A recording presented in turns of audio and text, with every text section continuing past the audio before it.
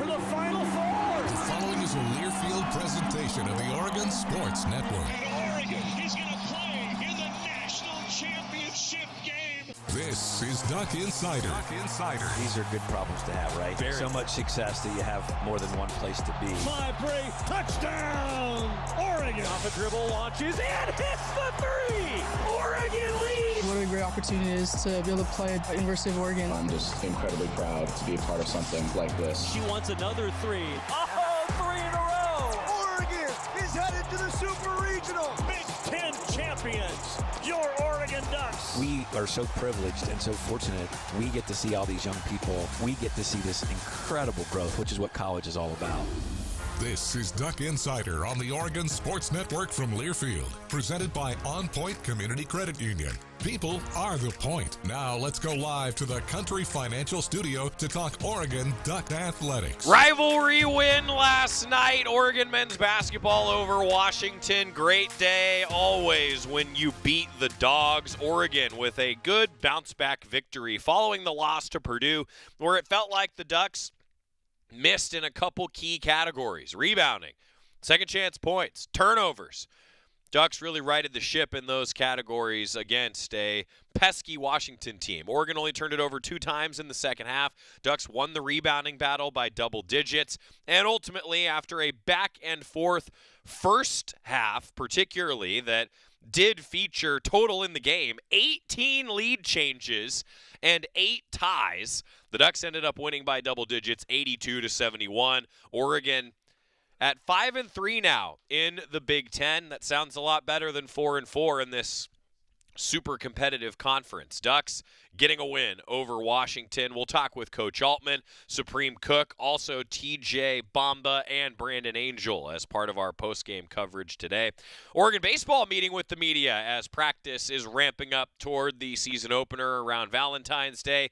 Some news around Oregon women's tennis, and we continue to check in with Oregon women's basketball today. Chris Clayton talked with Kelly Graves, also Deja Kelly. That's all coming up for you on Duck Insider. After the win last night, Dana Altman, you can imagine feeling better post-game after the Ducks downed the Dogs at MKA. Pretty big difference offensively from Saturday. Second half, first half we had 8 turnovers and kind of hurt our offensive flow, but we got the ball inside. Supreme did a great job. Brandon had 5 buckets inside. TJ was 5 for 5 inside. So got those guys a little bit better job getting the ball inside, and it made a difference for us offensively. Dana, why has this team been so good at flushing losses and not allowing it to kind of go into the next game? Oh, I don't know if they have. I thought our energy level the first half was not good. I was disappointed in the way we came out. Especially with the turnovers. I think we had 6 turnovers in the first 7-8 minutes.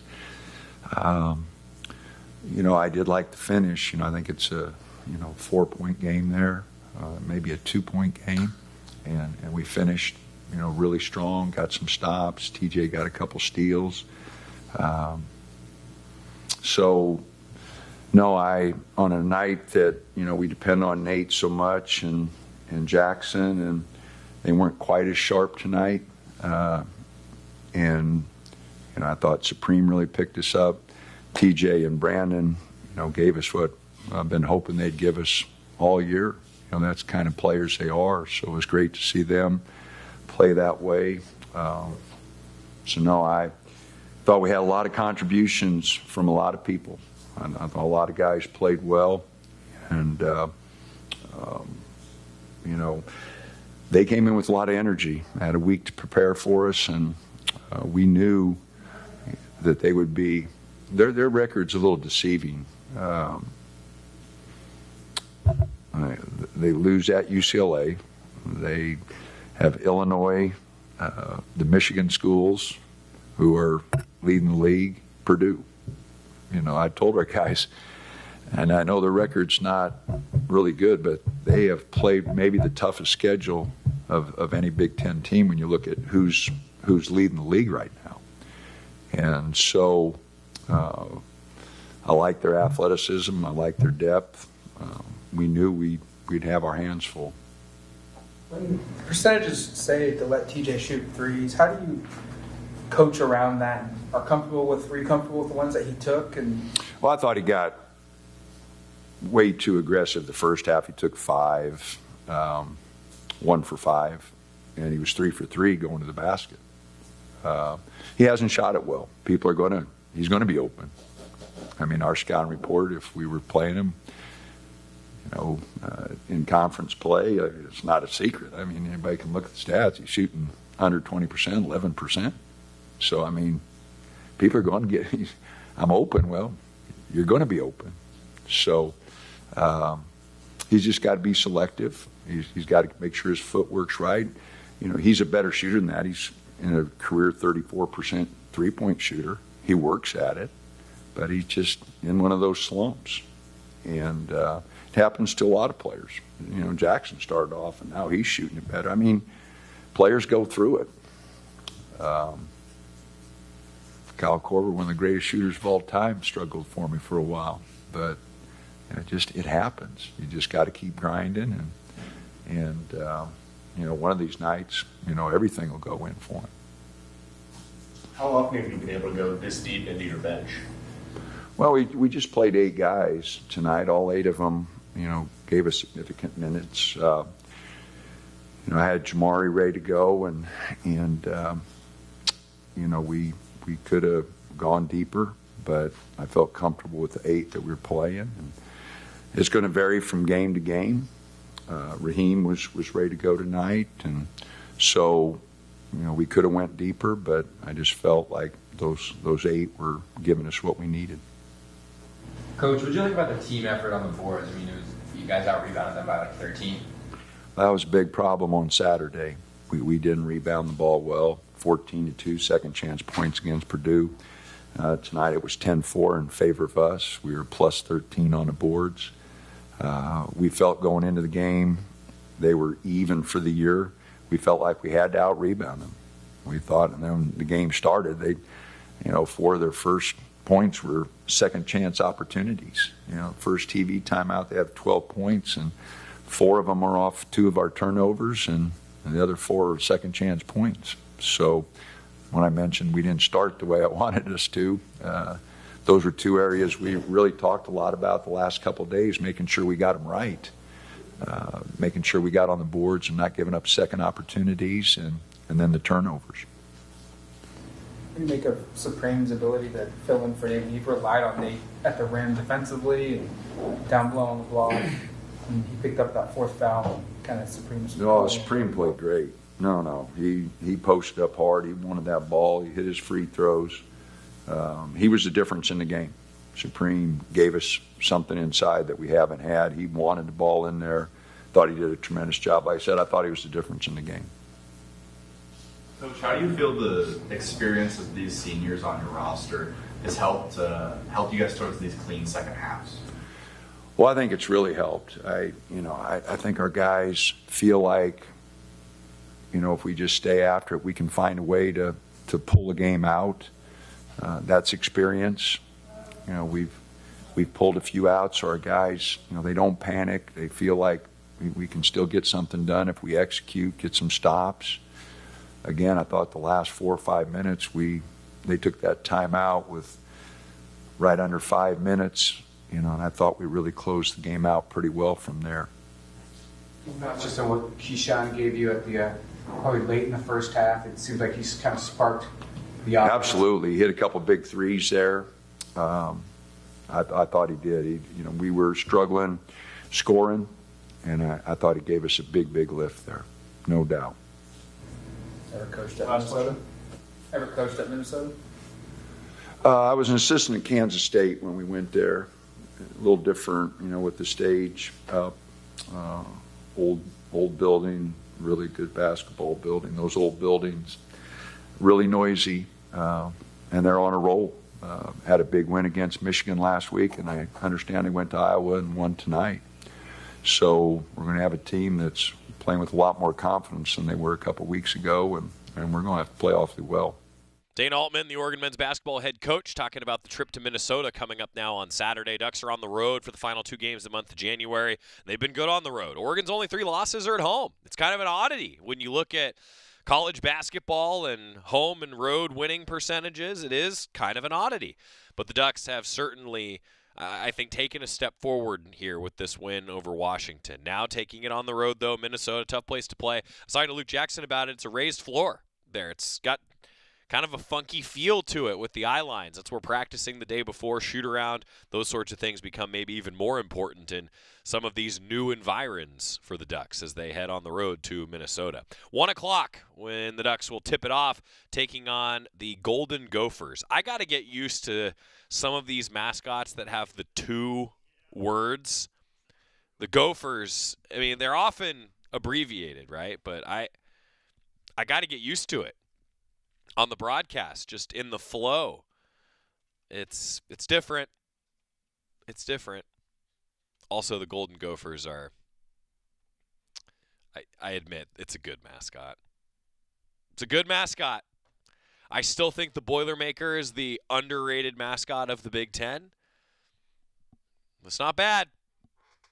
Golden Gophers and the Ducks playing at 1 o'clock on Saturday. Quick timeout when we come back. Some student athletes breaking down the win over Washington on the Oregon Sports Network from Learfield. As a local community credit union founded by teachers, OnPoint is committed to supporting the students and faculty at the University of Oregon. And on game day, we're right there with you, on the field, in the bleachers, and in the classrooms. Drop by our local branch today and discover the many ways OnPoint can help support your financial well-being. OnPoint Community Credit Union. People are the point. Federally insured by NCUA. Equal housing opportunity. Hey Duck fans, at Country Financial, they make insurance easy. Whether you're shopping for home, auto, or more, their representatives will take the time to understand your specific needs and explain what options work best for you. Worry less and feel more confident knowing you're covered. Visit countryfinancial.com to get started today. Experience more with Country Financial. Auto and home insurance policies issued by Country Mutual Insurance Company, Country Preferred Insurance Company, and Country Casualty Insurance Company, Bloomington, Illinois. Back to the Country Financial Studios in 60 seconds. This is Duck Insider from Learfield.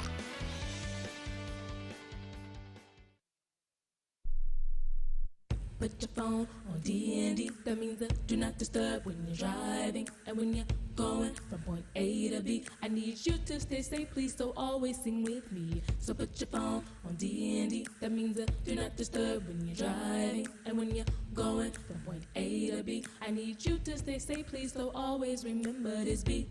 Don't drive distracted. A message brought to you by the National Highway Traffic Safety Administration, Project Yellow Light, and the Ad Council. Babes, what are you doing? What? I'm just mowing the lawn. No, it's blazing hot and dry out here. Don't you remember? Smokey Bear says. Avoid using power equipment when it's windy or dry.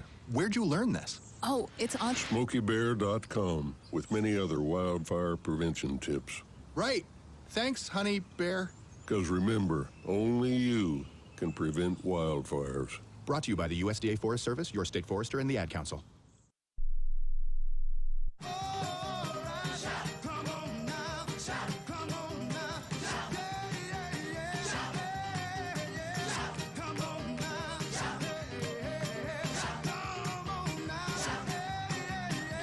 Duck Insider presented by OnPoint Community Credit Union. Joey Mack in the Country Financial Studio. Men's basketball with an 82-71 win over Washington. And, you know, those of you who are driving home from the arena, you hear my post-game conversation with Coach Altman, Luke and I breaking it down. And mostly at this point, it's been really nice. I just get out of the way and say, Luke, what'd you think? And then Luke says things way more insightful than anything I will ever say. And now Luke asked Supreme Cook the question that we've all wanted to know the answer to on our postgame show. We don't always play the radio postgame for you on Duck Insider, and today I thought it was the first time that we've really all heard from Supreme Cook. It was worthy of hearing a bit from Supreme Cook, who put together maybe the best game that we've seen him put together in an Oregon uniform. Coming off the bench, you talk about an efficient 11 minutes. He had 13 points. He was 3 of 5 from the floor, and he was 7 for 9 at the free throw line. A guy who's a 60% free throw shooter. 7 for 9 at the free throw line. Was physical. Got to the basket. really asserted some physical presence in the post against Osobor, against Breidenbach. I thought Supreme Cook was excellent. And we joke with him that means it's why he has to come and talk with us on the post-game show. Luke and I talking with Supreme Cook last night. Okay, Supreme, it's the first time that you've been stuck doing radio with us, so grab the mic. We always say that when you play well, you get stuck talking to us. So, double-edged sword, I guess. How'd it feel out there tonight, though, Supreme? Felt good to be out there. Felt good to ultimately get the win, be able to play together and just pull out the win with my teammates. Coach was talking about the last 4 minutes and just the way that you guys stepped up. What changed? Did anything change the last 4 minutes for you? I think there was a shift in energy just in terms of wanting to get this win. We knew we didn't really play well in the first half, and we knew we needed to buckle down and get stops and rebound in order to win the game. 13 points in 11 minutes for you. I mean, that's efficiency. Did it feel efficient every time you had the ball in your hands? It definitely felt efficient. I think it was just good placement by my teammates, just them seeing me and being able to get me the ball and be able to just make a play. Supreme, how much can you bench press? I mean, physically, you are an impressive specimen out on the floor. I'm not sure I've ever seen anyone get that low in the post and be that powerful. Is working on your body something that you focus on? Like, how hard have you worked to be that strong? I've worked really hard, not to pat myself on the back, but I didn't come into college this big. I had to work my way through it, and that just kudos to all the strength and conditioning coaches I've had. And it's just a testament to, I guess, the player I want to be and the physicality I want to bring. That physicality, I'm glad that you said that, Supreme. I mean, I think, like, we've heard from a lot of fans. We've talked about it on the broadcast. I've talked to the coaches. Like, the physicality that you have off the bench is a difference maker. I mean, how did you develop that in your game? For me, it's just a mindset. I want to be that guy who goes out there and just be the most physical person on the court. And every night I try to bring that. I try to encourage my teammates to bring that. And just with that mindset, I just want to be the most physical guy out there. Did you feel like this game specifically that the referees and the officials were letting the post players play a little bit more in the past? Yeah, definitely. I think we all noticed it. They were letting us play a little bit, and we try to use that to our advantage. Obviously, the other team did too, but, yeah, we just tried to use that. Do you like that as a player? I mean, like, do you want it to be a physical brand of basketball? Yeah, I feel like that's a big aspect of the game, and I don't know. If you shy away from it, you're not going to be, a good player. So I try to embrace it as much as I can. Yeah, that's great. Well, Supreme, I will keep you. Get the post-game meal. Thanks for the time. If you play well, you're stuck talking to us. So thanks for giving us a few minutes of your time. Thank you, guys. I appreciate it. Hey, great game. Supreme Cook, good job. Joining us. A 13-point performance in 11 minutes for Supreme Cook. Thanks, Supreme. Yeah, I mean, it's efficient. And the question that Luke asked, I mean it. I said it later on the post-game show. I think Supreme Cook could bench press everyone who is in this studio right now. Yep. Like, Supreme Cook, though, I mean, we say it kind of tongue-in-cheek, right? But I want to be clear. The coaches have all said that physicality is a game-changer off the bench for the Ducks. And the real key for Supreme Cook against Washington? Stayed out of foul trouble. Huge deal. Huge deal to stay out of foul trouble. Also at the podium, a couple of the veteran transfers in Brandon Angel and TJ Bamba. They went up to the podium and talked with the media after Oregon beat the Dogs by double digits. TJ, it was your best performance in a couple months, scoring-wise, offensive-wise. What kind of sparked you tonight? I mean, to be honest, man, just staying at it, man, just working hard. I've been in the gym, like I said, man, like, I'm a confident person. I know who I am. I just had to get back to that, And my teammates and coaches, they just been encouraging me, good vibes, good juju. They just been telling me, like, keep at it, kid. Like, we all know what you're capable of. So today I'm grateful. They put me in the great positions for me to succeed, and thanks to them, I showed up. Was there one moment early in the game where you kind of knew that it was your night? Nah, I just seen the way they was guarding me from three. I was mad disrespectful. So I said, yeah, it's over. I'm snapping out of this. Like, I had to just lock in with myself. As a hooper, it's just competitiveness. Brandon, we've talked to Jackson and Nate a lot recently after games for good reason, because they've been playing well. For them to not score the way they have the last few games and for you guys to step up and kind of fill that void, just what does it say about the group, you think? Yeah, I mean, we've been saying all year one of our biggest strengths is our depth. And any given night, we got 5, 6, 7. I mean, the whole team who we know can score double digits, defend, and it's next man up. If someone's not playing well, I haven't been playing well, you trust your teammate to step in and fill that void. And trust is a big thing. Connectedness is something we talk about.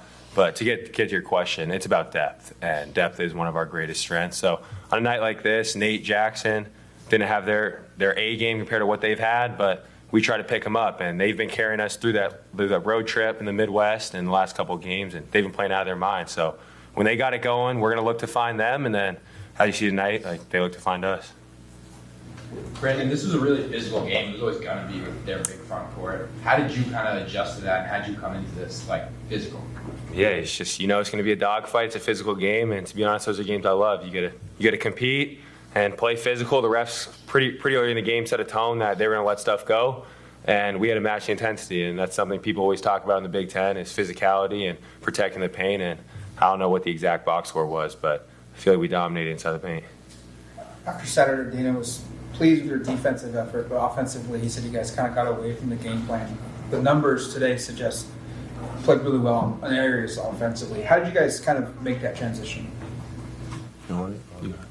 I feel like in practice, the last 2 days, we just emphasized moving the ball, sticking to what we do the best, and just making plays for each other. So today, like you guys were saying, Jackson and Nate didn't have like their typical games, but credit to them, man. Like they kept speaking positive, like, yo, you guys take over. You know what I'm saying? Like we got strength in numbers, so and them, they just gave us confidence the whole time. Like, yo, just keep killing. Like, don't worry about us. Like, we're gonna be there. So I'd say that was the main focus, just moving it and making plays for each other. TJ, you talked about your confidence a minute ago. How does your performance tonight affect that in terms of moving forward consistently with your performance? Can you repeat that? How did your performance tonight kind of affect your confidence moving forward in terms of maintaining consistency? I just had to see one go in. Like, I just needed to see one go in, and I saw a couple of them go in, so hopefully I'm back to myself. We'll find out Saturday when we play Minnesota, but I'm pretty, like, I know who I am. TJ had 4 steals tonight, too. Do you just feel like you got an eye for that now? Nah, I mean, I feel like I'm the best defensive player in the Big Ten. Like, that's just what I think. Like, if you go throughout the whole season, I've been stacking up steals. So, coaches in defense, like you said, last game versus Purdue, we played great defense today. I'm just trying to give that spark wherever I can. Like, I haven't been playing my best offensively, so on defense, I'm just trying to, go above and beyond and just, be that for the team, whatever we need. So what was your reset process like after the Purdue game? Were you guys watching that film, or is it just moving on from that one? We had to flush it pretty quickly, but as a team, we talked about it. Like, we all in the group chat texted, like, yo, we let them win that game. There's no way in this world you hold a team like Purdue under 36% from the field or something like that, and we lose. So we knew, like, it was just on us to make certain stages, and we focused on that today. Can you speak to Supreme's impact he had with Nate picking up those 4 fouls? He came in right away and I think scored 6 straight points. Yeah, no, Supreme's a monster. I mean, he's as strong of players I've played with and played against, and the physicality he brings can definitely change the game. So, you saw that firsthand tonight. He buried people in the post and definitely imposed his will in the paint, and that kind of helped, one, establish our presence in the paint, and it was something we could turn to. We knew we were getting buckets when we dumped him the ball in the paint. He also shot it pretty well from the free throw line tonight, so that certainly helped. But no, Supreme he's an extremely strong big, dominant big, and to have someone like that you can bring in can, as you see, flip the game pretty quick. After you guys scored the first 2 points of the game, they went on a 10-0 run after that. How do you guys relax as a team and kind of settle into the game as a team and also as an individual for yourselves? Yeah, basketball is a game of runs. It's going to happen. We're going to go on runs. They're going to go on runs.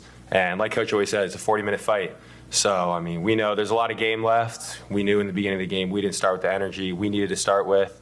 Obviously, we weren't good enough defensively, giving them pretty easy buckets. From what I remember, they're pretty simple layups, dunks, threes. So we knew we had to turn that around and keep building off what we did in the Purdue game. That could be an example in the standard of how this team can defend. And I think toward the end of the game, you kind of saw that we knew we needed to get stops. Each time we huddled up, we knew it's stops, build stops, stack stops. So long game of runs, and just focus on what we can control. More questions. It's been a season where you guys come from behind late a lot. You guys didn't trail in the last 8 minutes. How big is that kind of for you mentally?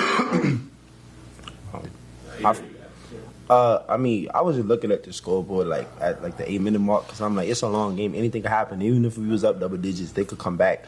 I think what we was most focused on was making sure our energy and effort turned up. Like during the clutch, we expect ourselves to lock in even more, and we got a travel call down there, a couple steals, you know what I'm saying? So it's plays like that everybody feed off of, and then everybody like lock in on the defensive end and just get stopped. So.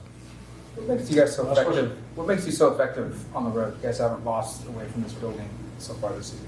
Yeah, I think each person is locked in. We know we've obviously dropped a couple at home that we obviously needed to win, so it just puts a little more emphasis on the road. But, I mean, wherever we are, we're all we got and, frankly, all we need. So when we're on the road and it's just us, we're going to come locked into every game, prepare the same way we would, and the big thing on the road is provide our own energy. I mean, yeah, in fact, that's a big thing. Like, we together, I just think it speaks to how much, like, we're together, we're all bought in, and how much we, like, actually like each other.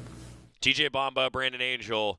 Look, team chemistry matters, right? And I think that's been a huge piece to this team. They play hard, and even in that Illinois loss, for example, or the UCLA loss, you just think about the Purdue loss.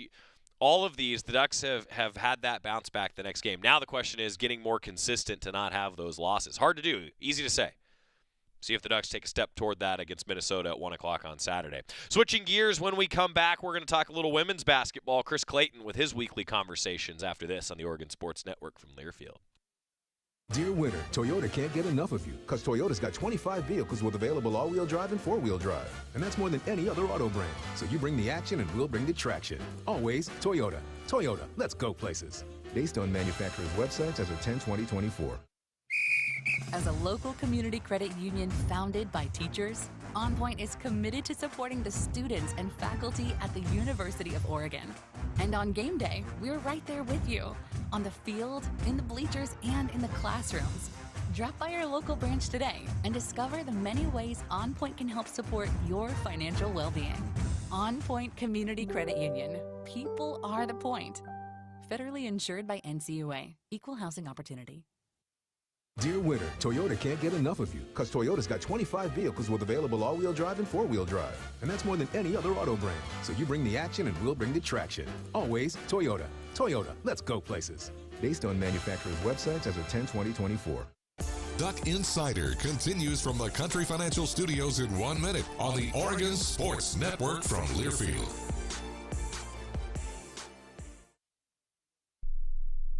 Ma, is this how you feed a hamster?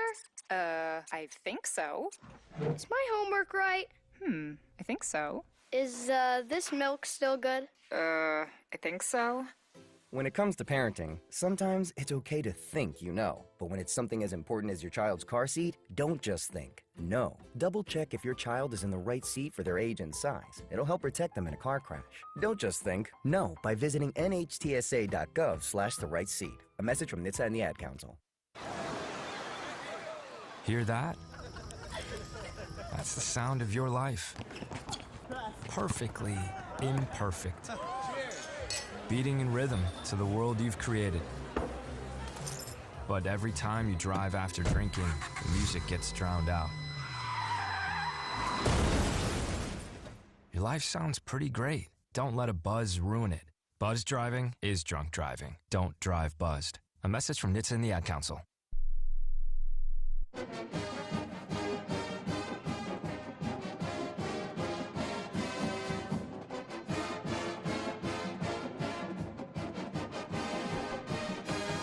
Back in the Country Financial Studio, it's Duck Insider presented by OnPoint Community Credit Union. We're going to hear from Kelly Graves talking with Chris Clayton. But first, Oregon starting pitcher Grayson Grinsell, second team preseason All-America by D1 Baseball.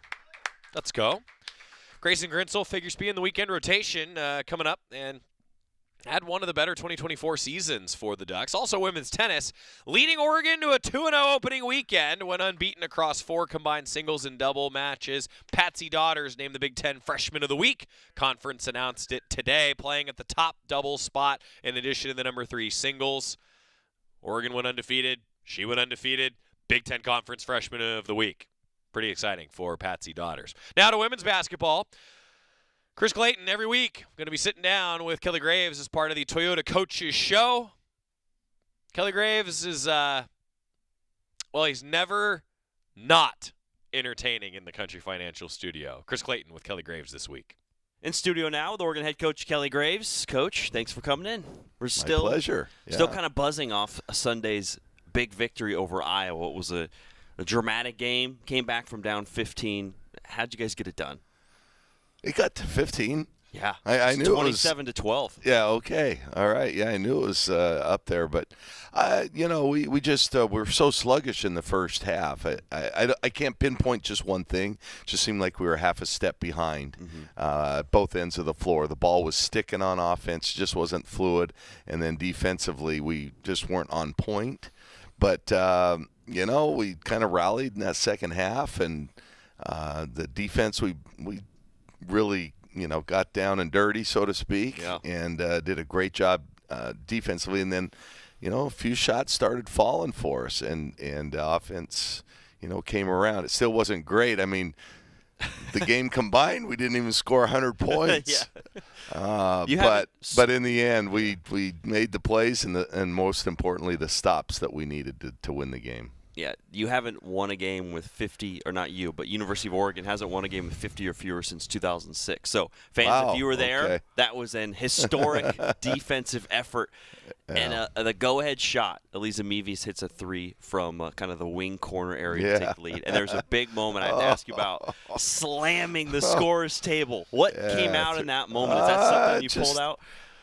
Frustration, elation. I think every emotion, we needed that. We hadn't shot the ball that well, and like you said, the 15-point deficit, and when you fall behind like that, it just seems like you're running uphill. So sometimes when you can get to the top and and finally get the lead, get over the top of that mountain, so to speak, then you get really excited. And I just got to kind of let the emotions go, and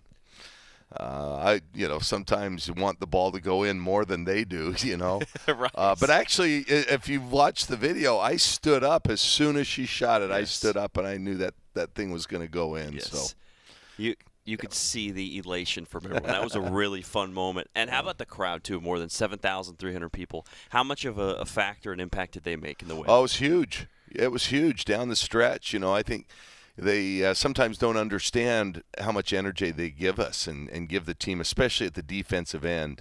And we needed every point that we got, and so hopefully they can keep coming out. They've enjoyed the product, I think, and we're 12-1 at home. Yeah. That's not too bad considering only home losses like to the number 3 or 4 ranked team in the country. So. They've gone home happier than sad most of the time. Definitely. Can you tell me about the halftime kind of speech and environment? You chipped away a little bit in the second quarter, but it still felt a little stagnant. You were down 10. What was that environment like? And tell me about how that conversation in the locker room went down. Well, one of the things we do, we always meet as a staff for 4 or 5 minutes. We usually go in between the 10 and 11 minute mark of the halftime break, and so. I always have the team, just so they're not in there and, goofing around or whatever they do. I make sure they write up on the board 3 things that they think we need to do better in the second half or where we were a little deficient. And so I came in and looked at it and didn't even acknowledge the 3 points that they had put down. I just erased them, and I just drew a big heart on the board. I didn't think it was an X and O thing.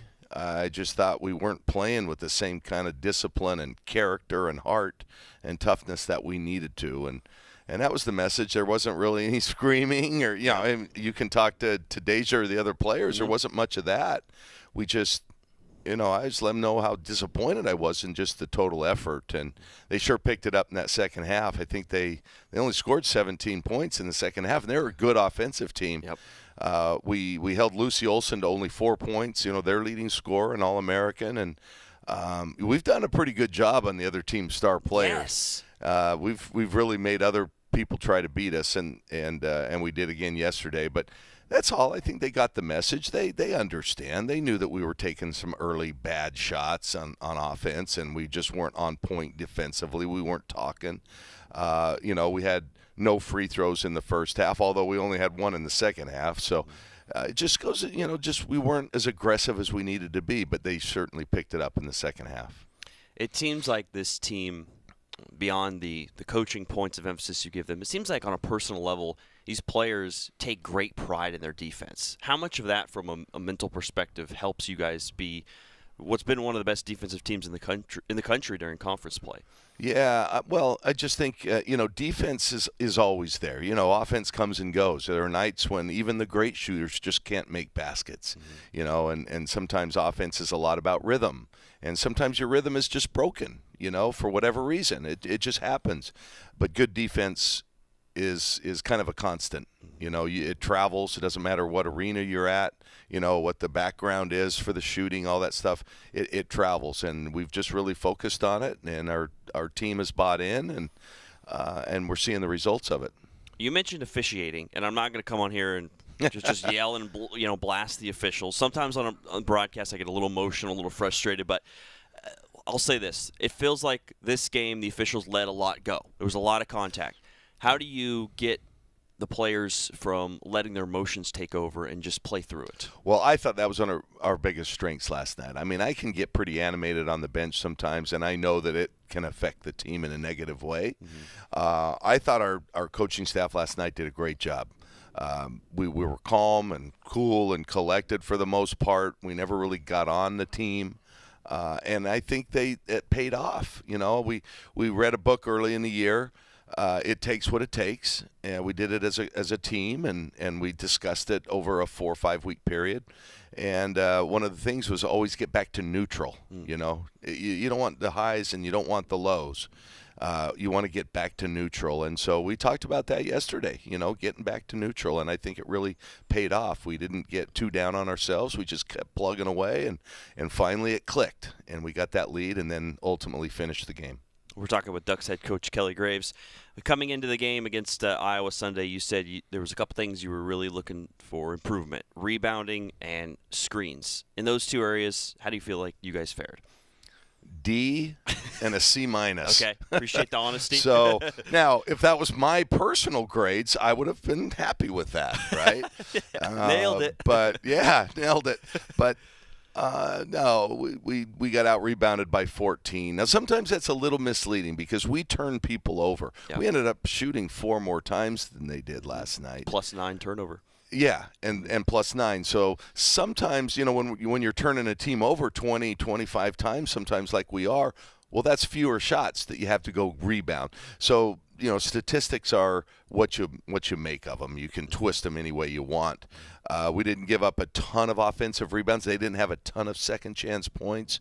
So it didn't really hurt us a ton, but we've just got to continue to get better. And the screen work, that comes and goes. We just got to do a better job of setting and holding good screens, and then our guards using the screens so that, the reason you run ball screen is not necessarily for the screenee to score. It's for them to create an advantage so that then there's got to be help, and then the dominoes start to fall. This player has to help the dribbler, so then somebody has to help them, and as you find the open player. And we just haven't been great on that. So we were okay yesterday, but not good enough. We've got to continue to improve. Mm-hmm. And I wanted to ask you about, it was 48-47. You had an inbound play. Nani Falatea gets to the mid-range. Usually on that play, throwing it in from the baseline, it either goes to Deja Kelly or Peyton Scott for kind of a short corner jumper. This time it goes to Nani Falatea. How did that play get drawn up? How did that come about? Well, credit goes to Jody Berry, my assistant coach, who does all the out-of-bounds stuff. And, we don't work on this, but what we did is we sent Deja. She's the one normally gets it. We just had her curl through as almost a decoy. And then Philly set the second screen for Nani. So we've never showed that. Jody drew it up in our timeout for him, and they executed it well. But most importantly, Nani made the shot. Right. Sometimes you execute a great play and then you miss the shot, but she made it, and that was a big play right there, like you said. We were up 1 at that point. Yes. You said, and proved to be our last basket. Correct. Yep. That was it. And so yeah, and it was pretty neat. Nani's husband, Kingsley. He showed up, and he was at the game, and fresh off their Saturday victory against the Houston, right? Didn't Houston they play Texans. the Texans? They did, yeah. yes. So for those that don't know, Nani Falatea on our team, she has another last name too, but it's way too long for me to pronounce. Yes. Is married to Kingsley, the left tackle. He's a rookie for the Kansas City Chiefs. So I was joking with her yesterday. She's, going to maybe – she's already – I told Kingsley, I said, you got to win this Super Bowl to get your bonus because Nani's already got it spent. She knows what she's going to go get. So the pressure's on, Kingsley. Yeah. We brought her in studio here. We were talking to her about that and how hard it's been at times during the season for them both to travel. So that's really cool that he was able to make it out. Yeah, pretty neat that he was here. Yeah, especially for a game like that. Someone else we're going to bring in studio and talk to this week is Deja Kelly. What has she meant to the team? Obviously, we see her score. We see her defend on the court. On and off the court, what has she meant to the Ducks this year? Well, I didn't know what to expect when Deja was coming in here. She's been such a high-profile player, and sometimes you might think that, hey, they're going to have demands and they needed this and all that. And she's just been incredible as a teammate, as a leader, somebody you can rely on, obviously, for production on the court. Her scoring numbers are down. But all the other metrics for her in terms of what the pros are looking for are up. She's having her best rebounding season ever. Her assist-to-turnover ratio is better than a 2-to-1. It's barely been a 1.1-to-1 in her career. Her two-point shooting percentage has never been better. She has just struggled from the three. That's it. And it's bringing, I think, everything down. She's not getting to the line as much as she did before. But she has been everything is advertised and more. I've just been so pleased. 2 or 3 times a day, you've seen us practice. She'll pull Katie Fiso, who we think is, kind of that next generation of great point guards that we're going to have, and she pulls her aside and, and talks to her, and that's the kind of stuff you can't coach, and she's got it in her. So I've been just so pleased with her player, and she's steady Eddie. She's going to compete. She's going to be ready. She's going to get the team ready. We have great senior leadership. It's not just Deja, Peyton, Philly. One of the things I have not worried about, that's why last night was kind of weird. I didn't look like we were ready to play, and that has not been the case since the Georgia Tech game on Hawaii. Yeah. And hell, I think we were all not ready to play that day. We were still on the beach. I'm sorry I just said that word. But anyway, so Deja, I love her. And we're going to need her down the stretch to, I think even produce a little bit more. I mean, we're going to ask a little bit more of her. But she's always there. She always answers the bell. And now looking forward, and I'm not asking for a specific scouting report from Indiana because it's pretty early in the week, but you got them Friday. How do you take care of business against the Hoosiers? Well, they're a great shooting team at every level. 80% from the free throw line, 37.5% from the three, and about 46 overall. So we're going to have to defend shooters. It's going to be similar to Iowa. They're going to spread you out. And that's going to be difficult for us. The tough part for us is we want to play with a couple of big players, post players, and against teams like Indiana, you just can't. It's difficult to play too. So that's why we went with small ball yesterday a lot because they were just spreading us out. We can't ask Philly to go out and guard a guard. Sydney Parrish, who Duck fans are going to remember. And there's absolutely no ill will between her, me, the program, Oregon. She loved her time here. She just wanted to be back home. I think that was the main thing on her. But she's their 4. So we all know how well she shoots the ball and stretches the floor. So it's going to be difficult to guard that action. So we're just going to have to buckle down and do what we've been doing.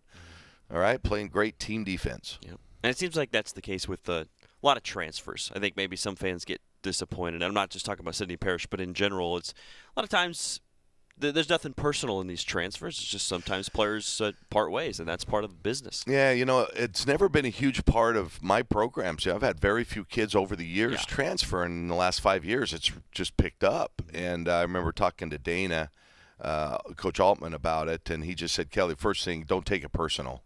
And sometimes they do leave because they don't like me or we don't get along or their role on the team, they're not playing, there's things like that. But sometimes, especially now, they leave just to leave. And, I won't say who, but one of the ones that transferred this last year, comes in my office in the spring and says, Coach, I really like you. I love the coaching staff. I love my teammates. I love everything about Oregon, but I want to leave. Well, I want to say, those sound like great reasons to go to another school, but sometimes that just happens. Yeah. And you just got to live with it. That's the way it is now. It is. But congrats on the success. It's been really fun to watch. And I think the Duck fans have fallen in love with this team, just the tenacity and how hard they play, and the wins are coming now. Yeah, and that's great to see. And I appreciate all the people that reach out via text and email and stuff, and they're voicing just that. They really like this team because they show some toughness, and that was on full display against Iowa. Yeah. Best of luck, Coach. Thanks. All right. Thank you. Kelly Graves, Oregon women's basketball head coach, talking with Chris Clayton. I said that we were going to hear a bit from Deja Kelly today. Honestly, we're up against the clock. So many wins, so many good things to talk about. Might have to save Deja Kelly's conversation with Chris Clayton for tomorrow. And we've got some baseball to discuss when we return. It's Duck Insider, presented by OnPoint Community Credit Union on the Oregon Sports Network from Learfield. At Shadow Hills Country Club, we're more than just an award-winning golf course and practice facility. Our events team offers all-inclusive event pricing that allows us to take care of all the details while you enjoy your event. Our indoor and outdoor venues offer you a wide variety of fully staffed options that put the focus on you. From weddings to business and social events, at Shadow Hills Country Club Events Center, you get the benefits of a resort atmosphere and amenities in a peaceful country setting, just minutes from downtown Eugene. Call for a tour today or visit shadowhillsevents.com. As a local community credit union founded by teachers, OnPoint is committed to supporting the students and faculty at the University of Oregon. And on game day, we're right there with you, on the field, in the bleachers, and in the classrooms. Drop by our local branch today and discover the many ways OnPoint can help support your financial well-being. OnPoint Community Credit Union. People are the point. Federally insured by NCUA. Equal housing opportunity. More Duck Insider from the Country Financial Studios after this on the Oregon Sports Network from Learfield. Hey, so what's a great way to spread awareness that driving high is illegal everywhere? A catchy song, of course. You can run, but you can't drive high. You can run, but you can't drive high. Friendly reminder, don't drive high. If you feel different, you drive different. Brought to you by NHTSA and the Ad Council. Are you prepared for an emergency or disaster? Because it's not a matter of if, but when. Don't find yourself saying, when the storm rolls in, my time to find a pet-friendly evacuation center will have run out. The scorching heat wave will leave me powerless to cool my insulin. I'll face a hurricane without meds. Now that's a tough pill to swallow. Let's prepare so we all have a better story to tell. Get started at ready.gov/older adults. Brought to you by FEMA and the Ad Council. I'm coming home to the place that I remember, back to the land of my first love. Would you spread wide your arms for this way once? It is Duck Insider, presented by OnPoint Community Credit Union. Joey Mack in the Country Financial Studio. I thought we'd have time to get to Deja Kelly, but so many great conversations. Post-game, Oregon men's basketball after that victory, and now women's basketball, talking with Chris Clayton and Kelly Graves. We'll have Deja Kelly for you on the show tomorrow. But today, also, Oregon baseball. Chase Meagers, one of the Ducks, breaking it all down, heading into a new season for Oregon baseball. Chase Meagers. It's good to be back.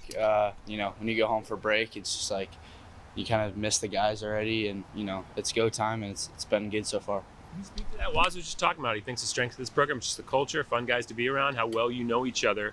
How would you describe the vibe that way? Yeah, since I've been here, it's all about, the culture, the process. Waz does a really good job of building that, especially with Brian Kane when he came in. And I think the older guys that's been in the program for a while, keeps that going, tells the younger guys what it's all about. And, every time you build on that every day and you make sure that, that's implemented, it stays. And, building, good relationships with the younger guys and making them, feel comfortable and showing them what Oregon baseball is about and stuff and our standard. And, it makes it pretty easy for our culture to be good. With the impact the draft can have on baseball, your sport's different than a lot of other ones, but the portal has obviously changed all of college sports. What can be the value for you guys of having such a veteran team that knows each other so well? Yeah, no, it's huge. The portal is, kind of a distraction, is the way kind of I look at it. But, we brought back 8 of our 9 starters from last year in our offensive lineup. And, that's always going to be big. We all know what we're all about. We know what we did last year. We know what we need to do better. We were, 2 games short, and, we have a chip on our shoulder. And every guy that was there on their team last year has a chip on their shoulder. And, you can't ask for more of a, a team that has experience. And, yeah, it's going to be really fun to see what we can do this year.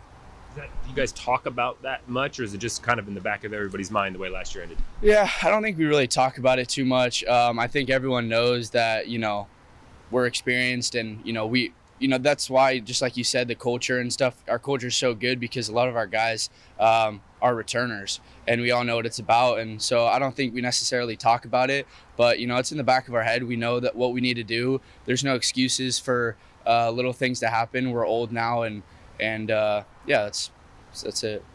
You had a massive breakout season last year between college and then the summer ball. Just how do you try to replicate that or continue to get better going into this year? Yeah, I mean, I think, it was obviously it was good, but, we didn't do enough to go to Omaha, and that's what I care about. I played well, and this summer was amazing in the Cape. But, I just try to look to improve. I try to watch what I did last year and the things I can improve on. I've talked to Martyr and all the coaching staff of, how I can be better, how I can be the best catcher in the country, the best, offensive hitter. And we chose a couple things, and I've just been kind of looking forward to working with Martyr and everyone else on them, and I've been doing that. You have a couple veteran guys, and so it's like, okay, those are going to be the leaders on this team. With so many veteran guys, how does leadership get sorted out? How does that get handled? Yeah, I mean, we always talk about leadership being with everyone, because if you have a couple leaders, it could get, you're not always with every guy. You know what I'm saying? So, you try to make sure that every guy's a leader, but every guy that comes back that's old is, they're supposed to be a leader. It's what Waz expects out of us, and I think we expect that out of each other. So I think everyone's a leader, but I mean, everyone is expected to be, leading the team. What were some of those things that you and Martyr kind of deemed that you should work on going into the year? Yeah, I mean, catching wise, I wasn't the best catcher in the country. I had a few errors. I wasn't, receiving to the best of my ability. So, we watched some video back. I've been messing with some stances, one knee stuff, and I think it's working. I've been catching well, and, I just need to keep improving and keep watching video, and, hopefully it keeps improving. This guy's a stud. He's going to hit 20 homers this year. What's it been like being, one of the primary catchers with this staff in the fall and then early on in winter ball? Just what have you seen from them? Yeah, no, it's, I mean, man, our young guys are talented. We got, new guys like Wrights and Seth Maddox. I mean, our pitching staff is talented. It's been fun to, work with the younger guys, develop them in the pen and, kind of show them that, they need a different mentality than it was in high school. Because, there's going to be more fans, there's going to be more heckling, there's going to be more of competition. So it's been fun to help them, realize that, they need to step up a level. Their competitiveness is what needs to step up, but, their talent level is there. So it's just all mental. Grayson was named a preseason second-team All-American. Just what's it like to have him at potentially the top of the rotation, and then just an older guy that some of the younger kids can look up to? Yeah, Grayson's a good dude. He knows how to, help other guys. He's a good guy to have in the locker room. He's talented. I had fun catching him last year. He's good. He knows how to shove. He knows how to pitch, and it's good to have him on our rotation, and it's good to have him in the locker room.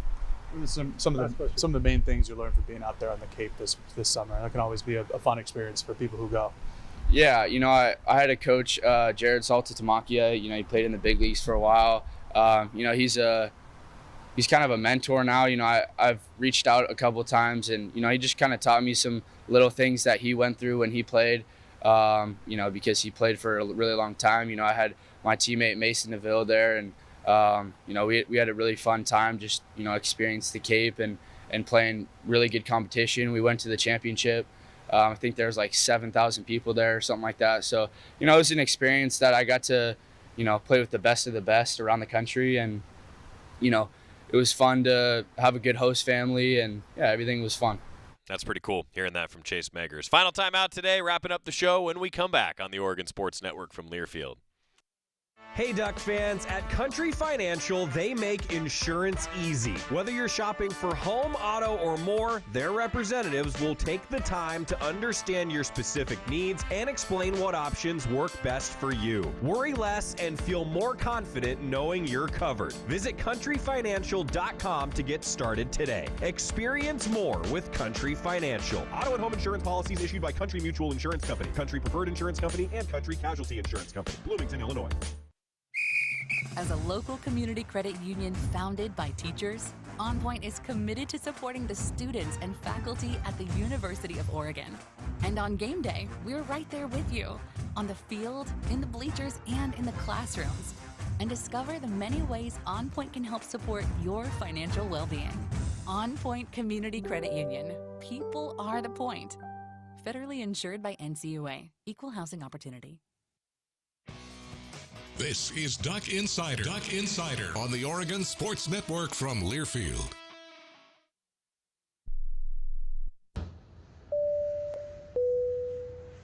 This is your captain. We are going to be experiencing some slight turbulence. Please fasten your... Oh, hold on. Just got a video of my cat. Imagine the pilot of an airplane was as confident as you are texting and driving. Seems kind of crazy when you put it like that. Visit StopTextStopWrecks.org. A message brought to you by the National Highway Traffic Safety Administration, Project Yellow Light, and the Ad Council. Comes to a gun suicide attempt, all it takes is a moment. Heather and I had an argument just like any other couple. I was lost. I had snapped. I had a gun and I was going to take my own life. Heather helped me realize that there was still a life to live for the better of myself, my family. My weapon is now safely put away. A moment of crisis can happen to anyone. Store your guns, locked, unloaded, and away from ammo. Hear more safe stories at endfamilyfire.org. Brought to you by Brady and the Ad Council. You know you make me wanna kick my heels up and throw my hands up and throw my head back and come on now. So good to see you. Final segment of Duck Insider on a Wednesday. Ryan Milano will be in with you tomorrow and Friday. On the road with Oregon basketball, Minnesota, the next opponent following the 82-71 win for the Ducks last night. Oregon women's tennis is also in action on Friday at the Student Tennis Center. And then Oregon women's basketball, 6 o'clock on Friday against Indiana. 1 o'clock in Minneapolis on Saturday for Oregon men's basketball. And women's tennis against Long Beach State at 11 o'clock on Sunday as the season continues. All kinds of winter sports getting rolling. Thanks again for joining us today. Tomorrow, we'll hear from Deja Kelly, I know that, and then something else. You say you never give in to a meltdown and never fill your feed with kid photos. You say you'd never put a pacifier in your mouth to clean it and never let them run wild through the grocery store. So when you say you'd never let them get into a car without you there, know it can happen. 1 in 4 hot